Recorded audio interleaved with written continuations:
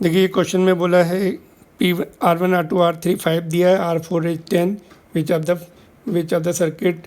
Diagram is having the equivalent resistance equal to 6। पहले में check करते, देखो पहले में फर्स्ट केस में चेक कर लेते हैं जल्दी से।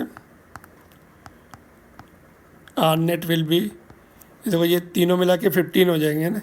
ये 15 हो जाएंगे और 10 के साथ पैरेलल में है, तो R1 into R2 upon R1 plus R2, तो 15 इंटू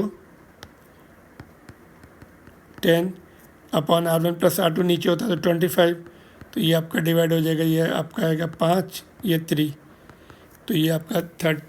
ये 2 आ गया, 2 कैंसिल होने के बाद ये 6 आ गया, तो पहले ही ऑप्शन करेक्ट है ना। सेकंड में चेक कर लेते चलो। सेकंड में देखो क्या होगा, ये दोनों 10 10, ये दोनों ऊपर 10 नीचे 10, तो ये 2.5 हो जाएगा, दोनों 10 10 पैरेलल में 2.5 और 5 के साथ पैरेलल में, तो ये 7.5 आ गया, तो ये रॉन्ग, बाकी तो सब रॉन्ग होने चाहिए। इसमें देखो R1 R2, थर्ड में देखो R1 R2 R3 तीनों जो हैं कितने 5 5 5 हैं, तो ये 5/3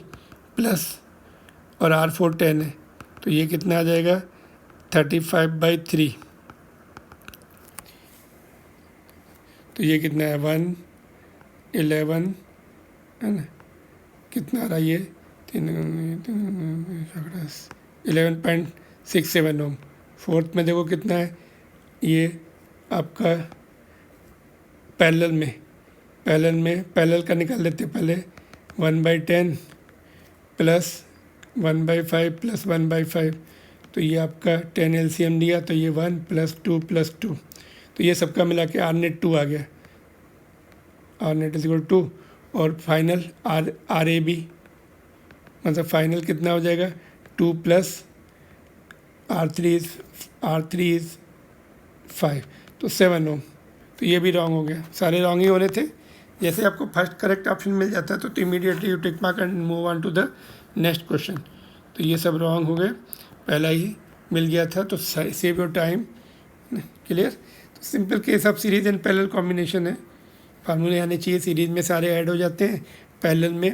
रेसिप्रोकल होके ऐड हो जाते हैं, और लेफ्ट साइड में भी 1/RP आता है, और पैरेलल में एक पॉइंट और याद कर लीजिए, net resistance is less than lowest, जो सबसे छोटा होता है उससे भी कम आता है पैरेलल में, ये भी आपको क्लू दे देगा कभी कभी